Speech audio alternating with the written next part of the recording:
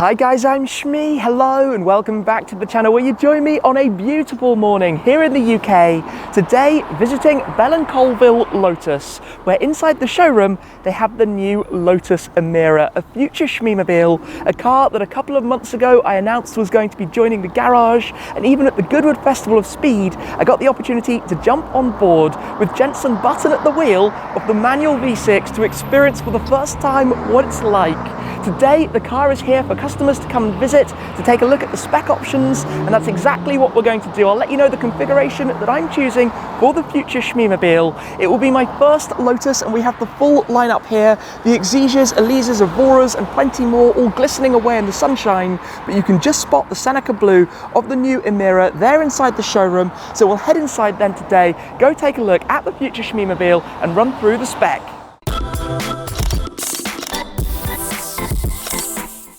We have the full range of the cars here at Bell Colvill. Over towards this side, a line of Exigers. We've got an Exige 390, 410, 390, 420. You can spot a few differences between the cars. The Exige is a proper driver's car. A couple of the second-hand cars over towards this side. Lots of different colours, some inspirations perhaps to look at. We've got the Michelin Sport 220 here. Plenty more just down this side. But as I said, I've never previously owned a Lotus, and it is time to fix that. When I saw the Emira for the first time, it was confirmation that this was the right choice. It's been a very exciting build-up. Today though, the car is here, as I said, at Bell Colvill for customers to come and take a look, which means it's my turn to head inside, to go through the spec and to choose exactly what I'm going for. Here it is then, the car that we have come to see today, the new Lotus Emira. As it was presented a couple of months ago and launched at the Goodwood Festival of Speed, this is the first edition, so the very high loaded specification, the launch version of the car you could say, presented in Seneca blue,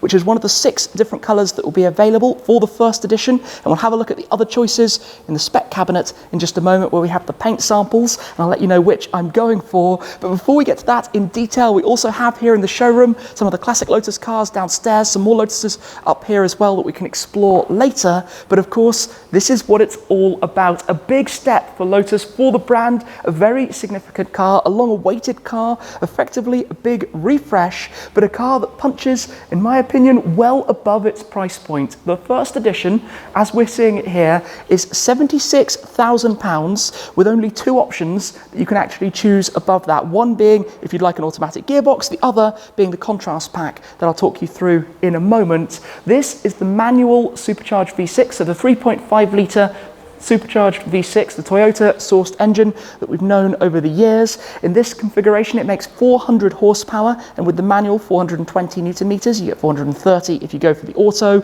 All rear driven, mid-engine, small, 4 meters 41 in length, tiny footprint, but a car that as we're walking around it, you would swear punches into supercar territory in terms of the visual design, in terms of how it looks. I think this is a very, very impressive thing.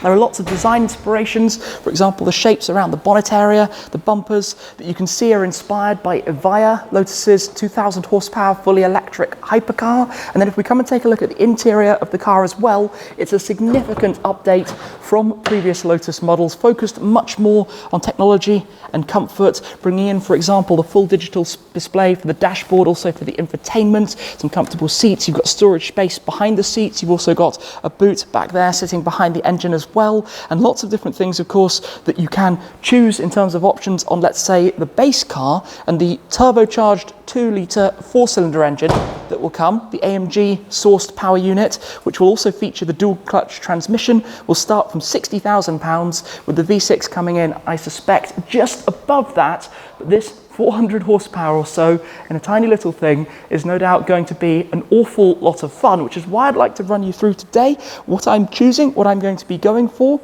As I said, 2 options. You can either upgrade to the auto if you should wish, but I suspect nearly everyone will go manual. That's a £1,800 option. Or you can add the contrast pack, which includes the gloss black roof section, mirror caps. If we come round towards the back, also gives you the gloss black Lotus badging and the black tailpipe finishes, and that's £1,200 on top of the 76, plus the on-the-road charges like your road tax and delivery and that kind of thing. But outside of that, everything else is effectively a no-cost option on the first edition. So you're talking a car that will come in at under £80,000, and to give you some perspective, that means that my fully loaded Emira will actually come in at less than the options on a certain SF90 or Senna. That's quite how good this is in terms of value for money. I think that's quite an interesting perspective. So we're looking at the car here then in Seneca Blue. You can opt for a number of different wheel finishes. So as you have it here with the dual tone configuration, but you can also choose to either have them fully silver or go fully black. You can choose from 4 different brake caliper colors, black, silver, yellow or red, I believe. But after that, visually, there's not too much more to choose from. Obviously, as I said, adding the contrast pack, you have the first edition badging worn on the side as well. Back here, obviously, we have the engine sitting between, you could say, your 2 different storage areas, storage compartments. And obviously, I suspect this is going to be quite fun. I can tell you, it sounds pretty good from my experience running up the hill climb. I'd like to come and show you though the different paint colours that we have here, so we can check these out very quickly. The 6 different options, and I've been looking forward to seeing these myself. So to run through these quickly, obviously Seneca Blue is the launch colour. We've got Nimbus Grey, this quite light metallic, almost a touch bronzy silver grey option. We've got Shadow Grey, which is much darker with a metallic blue fleck in it almost that you can see with the sun reflecting off it. Then we've got Hethel Yellow, which is a straight yellow, traditional Lotus in many ways. We've got Dark Verdant. This is an interesting colour because you can see it's a lovely dark metallic green, but in most lights is almost black. You really have to have the sun reflecting straight off that to get some of the green out of it. And finally, Magma Red, which is another very nice metallic red, some slightly lighter hues that we can see in that colour as well. So this is the choice then for me between these 6 colours that are initially available. I suspect down the line it will be possible to order the Emira with more different options for the colour scheme from this perspective, but I'm going to go for Hethel Yellow. I think this car is going to suit yellow very well. Smaller cars often tend to do so, and I am going to be choosing to have the contrast pack. So we will have the yellow, we will have the gloss black roof, although one decision I'm going to make that I know a lot of people won't necessarily agree with is that the wheels are going to be full silver. I'm not going to do black wheels against the yellow, as I have on the GT Black Series, for example. I'm going to go with the silver wheels with gloss black calipers, and I'll explain why when we get to the interior. So Hethel Yellow, gloss black roof, silver wheels, black calipers.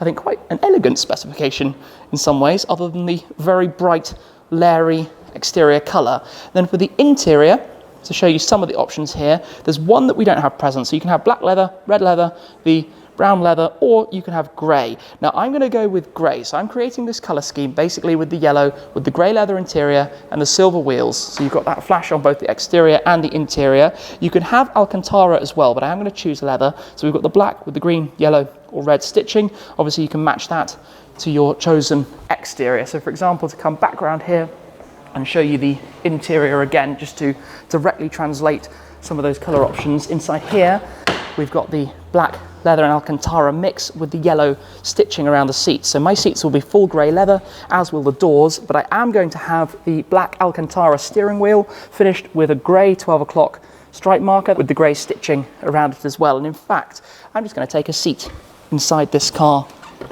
for a moment to get a little feel for what it's like. This feels really, really quite nice. It is a big, big step forwards for Lotus with all of the level of technology and what they're going for with this. I told a lie, this car is actually the automatic, not the manual, but I will be having the 6-speed manual gearbox as opposed to changing out for the automatic. I think it's more suited to the car. Got the controls here on the steering wheel. You can see some demo screens at the moment in terms of what it's showing us. Now you can, well, as you get as standard on the first edition, you have the adaptive suspension, so you can have the Tour or Sport modes. I'm going to opt for one of the tyre setting configurations as well. You have the car as standard. I think at the moment on the Goodyears, I'm choosing to have the Sport Cup 2s, which is an option, another no-cost option for Emira, so I'll be changing those to the Sport Cup 2s. But look at how it rides, look at the height of this. It's just a cool looking thing that, like I said, I think can tick a lot of boxes for being a great car to enjoy driving, but also to use fairly regularly as well. Everything then, with the exception of the automatic gearbox and the gloss black roof, is completely standard. So the KEF sound system, the 3 different packages, and to go through those in some more detail, we have the Lotus Drivers Pack, which actually gives you the track mode. It gives you the choice of different suspensions, so the sport suspension with the Pilot Sport Cup 2s, or having the Tour or sport suspension with the Goodyear Eagle F1 Super Sports. You get a special track screen on the display, you get the LSD and the manual V6, and you get a switchable exhaust sound depending on your driving mode as well.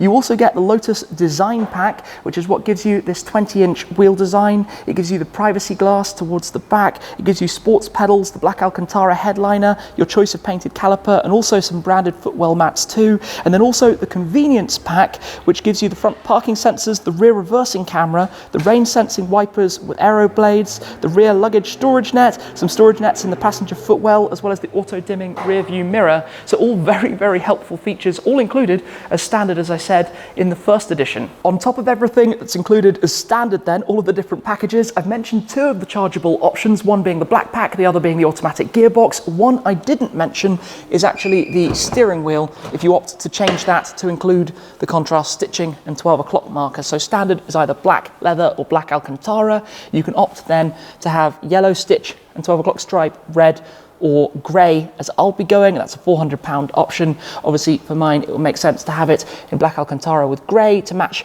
with the grey dashboard inserts, door card inserts, and the seats that my car will have inside to match with those silver wheels on the exterior.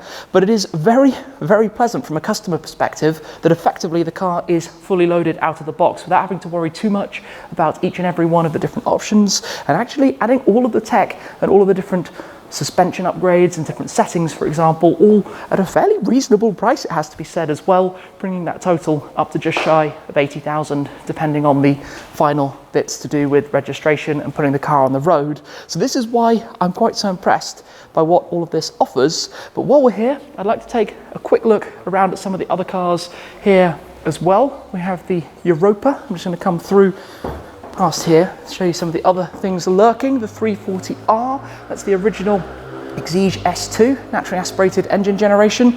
Obviously those a little bit different, a little bit wild, completely open experience, a proper track toy, carbon arches over the front wheels as well.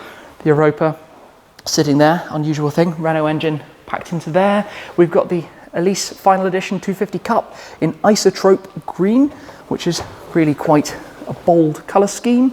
We come through to this Exige just here, which is actually in Pearl Cup yellow. You can see a nice pearlescent metallic yellow paint, quite similar to that I've chosen for the GT Black Series. And then we've got the Final Edition 420 Sport here as well. So plenty of very nice cars. Oh yes, and of course the Evora GT410 tucked in back over there also.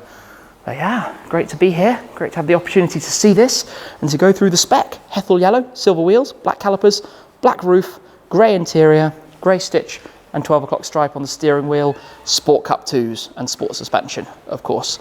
Critical, I think, for me to make it a fun car to drive. It's a car to enjoy and drives out down country lanes, but I think it will also be quite manageable and livable with as well in the process. Prior to Emira, Lotus, I think it's fair to say, have never been famed for particularly luxurious interiors, but this is a completely different angle. Things like having large door pockets, cup holders, storage areas, central armrest storage as well. You've got the drama that comes from this flap over the start-stop button, or you can just press it straight through should you prefer.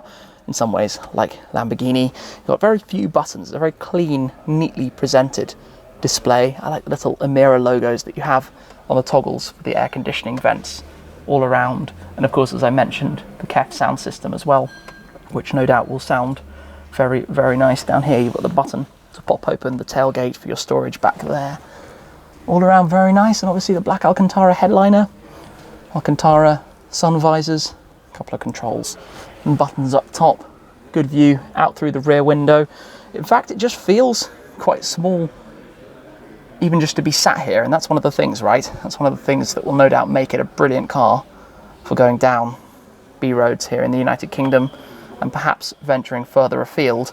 Of course, the manual won't have the paddles on the back, but I really think the vast majority of customers with the V6s, especially the first editions, are going to be going for the manual gearboxes.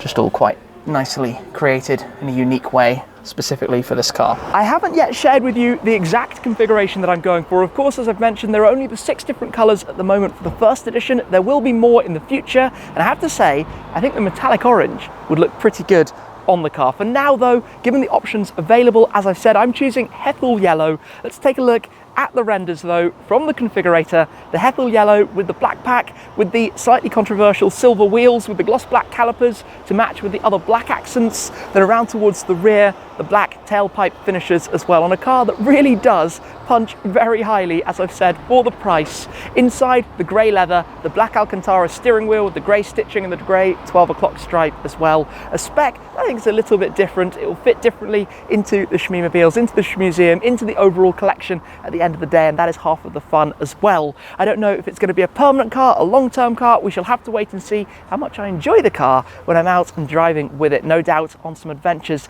and all sorts of fun things in the future. As you can tell, it is getting busier here at Bell Colvill. It is time for the next customers to also come and take a look at Emira, to run through their specs. And while I've been playing with the configurator, I think since the day it went live, the day the car was launched, it's great to be able to hold up some of the samples against the car to confirm the choices and make sure that's exactly how I'm going to do it. Now, I decided I wanted the car to be yellow. I am going with Hethel Yellow. I did think I would prefer probably a metallic yellow. I'm okay with the straight yellow, but you know, there are only 6 different color choices, and that is by far and away the one that stands out the most to me, especially with the contrast of the black roof.